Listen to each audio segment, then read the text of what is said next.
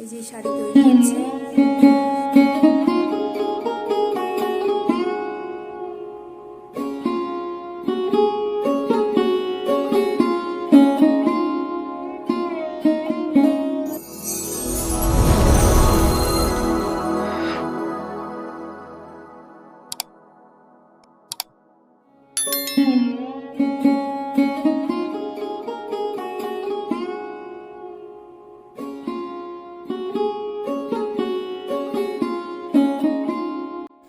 নমস্কার বন্ধুরা, আমি মৃদুলা, ঘরকন্যা মৃদুলার নতুন আরও একটি ভ্লগে আপনাদের সবাইকে স্বাগত জানাচ্ছি। তো কেমন আছেন সবাই? আশা করছি সবাই সুস্থ আছেন, ভালো আছেন। তো আজকে সকালবেলা কোনো কাজকর্ম কিছুই শেয়ার করলাম না। আজকে সব কাজকর্ম সেরে নিয়ে একবারে রান্নায় চলে এসেছি। প্রত্যেক দিন ওই সকালের বাসি কাজ দেখাতে ভালোও লাগে না, তাই আজকে ভাবলাম যে একবারে আর ভিডিও করব না, একবারে রান্নার সময় থেকে ভিডিওটা শুরু করব। তো প্রত্যেক দিনের ন্যায় আজকেও সকালবেলা সিদ্ধ ভাতই বসাতে যাচ্ছি। সিদ্ধ ভাতই বসিয়ে দেব। সিদ্ধ ভাত বলতে আগের দিন সোনার বাবা নিয়ে এসেছিল ওল, সেই ওলটা আর আগের দিন খাওয়া হয়নি, তো আজকে ছিল কিছুটা, সেটা আবার ভাতে দিয়ে দিলাম আর কি। ও সিদ্ধ খেতে খুব ভালোবাসে ওল ভাতে, তো আলু আর পেঁপেও দিয়ে দিলাম আমার শ্বশুরমশাইয়ের জন্য। আমার শ্বশুর হলো সকালবেলা নিরামিষ এই সিদ্ধটাই খায়, মানে যে কোনো সিদ্ধ দিয়ে ওনাকে দিয়ে দিলেই খেয়ে নেয়। তো আর করলাম মটরের ডাল, আর এই যে আলু পেঁপে ভাতে একসঙ্গে মেখেছি আর ওল ভাতে মেখেছি। তো ওরা সবাই খাওয়া দাওয়া করছে, ওদেরকে সব খেতে দিয়েছি। একটা ডিমও এনেছে আজকে, যেহেতু মাছ টাছ কিছুই নিয়ে আসেনি, তো ডিম নিয়ে এসেছে। অনেক দিন ঘরে ডিম ছিল না, আমি বলেছিলাম যে একটু ডিম নিয়ে এসো, তাই ডিম নিয়ে এসছে। তো এই খেতে বসে একটু হাসি আড্ডাই আর কি চলছে, সেগুলো আর শোনালাম না, কারণ মেশিনের শব্দ চলছিল, এগুলো কথাগুলো শোনাতে গেলে পরে মেশিনের শব্দতে কিছুই কথা শুনতে পেতেন না। আর এদিকে চাল কুমড়োর ডাঁটি না আমাদের মেজ বড়মা, মানে আমার মেজ শাশুড়ি আর কি, উনি দিয়ে গেছিলো বাড়ি থেকে, তাই সেটাই আগের দিন কেটে রেখে দিয়েছিল ফ্রিজে। ওই দেখুন, নিরামিষ বললে কি হবে, নিরামিষ বললেই নিরামিষ না, মানে নিরামিষ যদি আমরা জোর করেও খাওয়াতে যাই, আমার মেয়ে আর মেয়ের বাবা ওরা দুজন নিরামিষ খাওয়ার ধারের কাছে যাবে না, মানে এদের প্রচুর অভক্তি নিরামিষে। ওদের ডিম দাও নাই মাছ দাও মাংস দাও, ওদের চলবে। তো দেখো এই যে আমাদের বিড়ালটা, ও সারাক্ষণ এই টেবিলের নিচে শুয়ে থাকে, মানে ওর সারাক্ষণ থাকার জায়গা হলো টেবিলের নিচে। তো এদিকে মাও খেয়ে নিচ্ছে, আমিও দুটো ভাত বেড়ে নিয়েছি, তো আমিও সে খাবো, খেয়ে আবার রান্নার কাছে যাব। রান্না বলতে এই যে চাল কুমড়োর ডাঁটিটা সিদ্ধ করে রেখে দিয়ে এসেছিলাম না, সেটাই করছি। ওটা না মটরের ডাল ভিজিয়ে রেখেছিলাম, মটরের ডাল দিয়ে সর্ষে লঙ্কা বাটা দিয়ে ডাঁটির আর কি তরকারি করছি। এটা খেতে বাড়িতে সবাই খুব পছন্দ করে। মুসুরির ডাল দিলে খুব ভালো হয়, কিন্তু মুসুরির ডাল দিয়ে তো আর বাবা খেতে পারবে না, তার জন্যই মটরের ডাল দিয়ে করা। নিরামিষ যেহেতু, মুসুরির ডাল দিয়েই আগে খেতাম, কিন্তু এখন যেই নিরামিষ খাওয়া ধরেছে বাবা, তখন থেকে মটরের ডাল খাওয়া ধরেছে। এই মটরের ডালটা দুটো চারটে অল্প একটু ভিজিয়ে রেখে দিয়ে, সেটাই সর্ষে লঙ্কা বেটে দিয়ে চাপা দিয়ে রেখে, তারপরে গিয়ে মটরের ডাল দিয়ে, আর মিষ্টি দিতে হবে, একটু মিষ্টি দিলে পরে ডাঁটিগুলো খেতেও খুব স্বাদ হয়। তো ডাঁটির তরকারি হলো, ওদিকে বাঁধাকপিটাও কুচিয়ে নিচ্ছি, একটু পটল ভাজবো আর একটু চাটনি করব, ব্যাস আর কিচ্ছু করব না। ডাল, বাঁধাকপির তরকারি, চাল কুমড়োর ডাঁটি আর চাটনি, এতেই খাওয়া হয়ে যাবে না? সাথে পটল ভাজা আছে। নিরামিষের দিন যতই করো না কেন, আমাদের সোনার আর সোনার বাবার ওদের মনে হয় যে কিছুই খেলাম না। এই যে ডাঁটিও হয়ে গেছে, তো এটা রেখে দিয়ে এবার চাটনিটা বসিয়ে দেবো। ওদিকে বাবা, সোনার বাবা হলো যে কটা কাপড় দরকার ছিল আর কি, সে কটা নিয়েই ফুলিয়া চলে গেছে, আর বেশ কয়েকটা কাপড় রেখে দিয়েছে। সেটা আবার বাবা বলছে রান্না এখন বন্ধ করে রাখো, কাপড়গুলো আগে ভাঁজ করি চলো, তারপরে গিয়ে রান্না করো। তো যেহেতু আমি আজকে বাড়িতে রয়েছি, আমাকে সবসময় কাপড় ভাঁজ করতে হয় না, আর বাড়িতে থাকলে পরে মাঝে মধ্যে একটু করি। তো এই চাটনিটা আমি ফোড়ন দিয়ে চাপা দিয়ে রেখে গিয়ে এদিকে শাড়ি ভাঁজটা করে নিই। চলুন দেখাই আপনাদের শাড়ি ভাঁজ করা।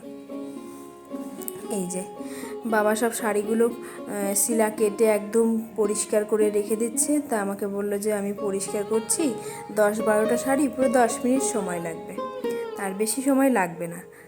আমি এটা বললাম তাহলে চলুন ভাঁজটা করেই নিই। তার আগে আমি ঘরের বিছানা তোলা হয়েছিল না। মেয়ে না ঘুম থেকে যেদিন ছুটি থাকে সেদিন উঠতে প্রচুর লেট করে, তার জন্য বিছানাটা অনেক দেরিতেই তোলা হয়। সকালে সবার খাওয়া দাওয়া কমপ্লিট হলো, আমি হাতটা ফাঁকা করে এসে তারপরে এই বিছানাটা গোছাতে এসেছি। আর ওদিকে থেকে বাবা ডেকেই যাচ্ছে, আসো তাড়াতাড়ি ভাঁজ করে নিই। আমি বলছি দাঁড়ান আগে বিছানাটা তুলি, না হলে পরে না বিছানা তুলতে আরও লেট হয়ে যাবে।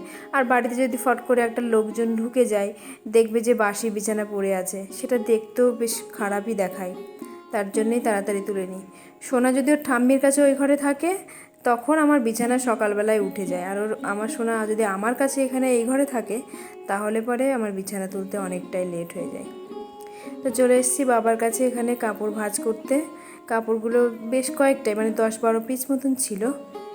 মানে আমি আগে যখন আমার পার্লার ছিল না তখন বাবার আমি বেশিরভাগ ভাঁজ করতাম। ওর বাবা তো সব সময় হয় না, তবে এখন আর সেই সময়টা আর হয় না শাড়ি ভাঁজ করার। মাঝে মধ্যে যেটুকু প্রয়োজন হয় সেটুকুই করি আর কি। তো এই শাড়ি ভাঁজ করতে গেলে না অনেক দিন পদে করতে গেলে পরে না পুরো হাঁটু টাটু ব্যথা লাগে ভীষণ।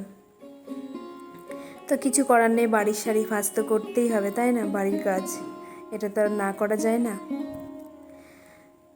বেশ কয়েকটা শাড়ি আমরা আগে, এগুলোকে শাড়িকে বলে গুটি ভাঁজ করা, মানে এটাকে গুটি ভাঁজ বলে। তো এই গুটি ভাঁজ শাড়ি হলো আমাদের আর কি বিক্রি হয়, সুতির শাড়ি মহাজন বাড়িতে নেয় গুটি ভাঁজ করে।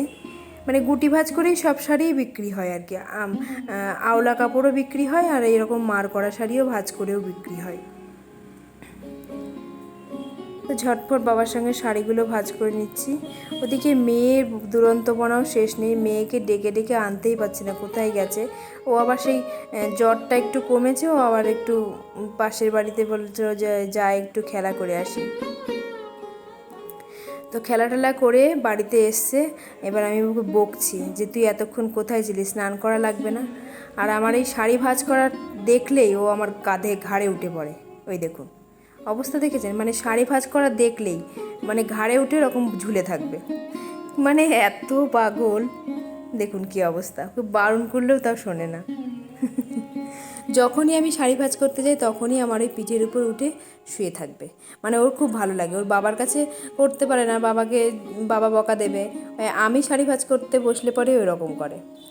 তো প্রায় কমপ্লিট শাড়ি ভাঁজ। তো এবার আমি চলে এসেছি আবার রান্নার কাছে। রান্না বলতে যে বললাম পটল ভাজা আর বাঁধাকপিটা হবে, ডাঁটার তরকারি হয়েই গেছে, ডালও হয়ে গেছে। তো পটল ভাজাটা ঝটফট করে নিয়ে তারপরে চলুন বাঁধাকপিটা তারপরে করব।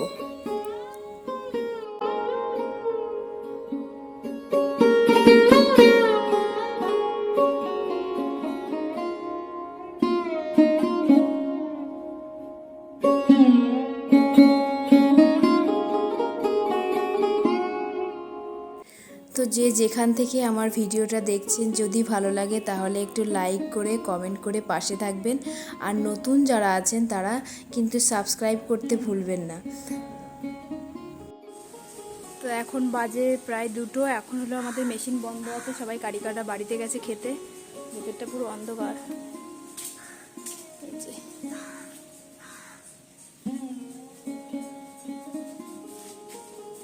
এই যে শাড়ি তৈরি হচ্ছে। কালকের ভিডিওতে দেখিয়েছিলাম না যে ড্রামার বাড়িতে গিয়ে টানা করে নিয়ে তারপরে কাপড় করতে হয়।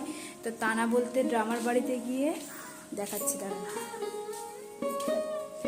এই যে এই রকম টানা করে নিয়ে আসতে হয় সুতো দিয়ে। এই টানাটা মেশিনে বুনে শাড়ি তৈরি হয়। এটাকে বলে পাওয়ারলুম মেশিন। পাওয়ারলুমে শাড়ি তৈরি হয়, হাতেও তৈরি হয়। হাতের হ্যান্ডলুম আলাদা, হ্যান্ডলুম হলো আমার বাপের বাড়িতে আছে আর কি। বাপের বাড়িতে সবাই হাতে তাঁত বোনে, আর আমার শ্বশুর বাড়িতে হলো সব পাওয়ারলুম, মানে মেশিনে তাঁত বোনানো হয়। আমিও তাঁত বুনেছি, বিয়ের আগে আমি তাঁতই বুনতাম। সেগুলো হলো হ্যান্ডলুম। ওখানে আছে মোট এই ঘরে 4টে আছে, আর ওই ঘরে আছে 4টে, 8টা আছে বাড়িতে, আর বাইরে আছে দেওয়া। এখনো স্নান হয়নি, স্নান করব।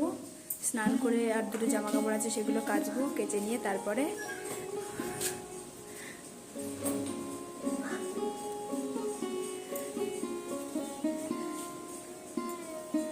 অনেকটা বেলা চলে গেল। পাওয়ার মেশিন যেই বন্ধ হয় তখনই আমি একটু নিজের ভয়েসে কথা বলি, তাছাড়া আর কথা বলা হয় না, ভয়েস রেকর্ডে দিতে হয়। তো দেখতে পারলেন এতগুলো যদি মেশিন চলে তাহলে নিশ্চয়ই কথা বলা সম্ভব নয়, সেই জন্যই বলি না আর কি, না হলে নিজের ভয়েসে নিজে কথা বলতে কোনো অসুবিধাই হয় না। তো চলুন, এখন জামা কাপড় অনেক পড়ে আছে, মানে সকালের যে দুটো চারটে ছিল সেগুলোই এখন কাচবো, কেচে নিয়ে স্নান করে নেব। অনেকটাই লেট হয়ে গেছে, তো চলুন কাজগুলো সেরে নিই, তারপরে আবার কথা বলছি।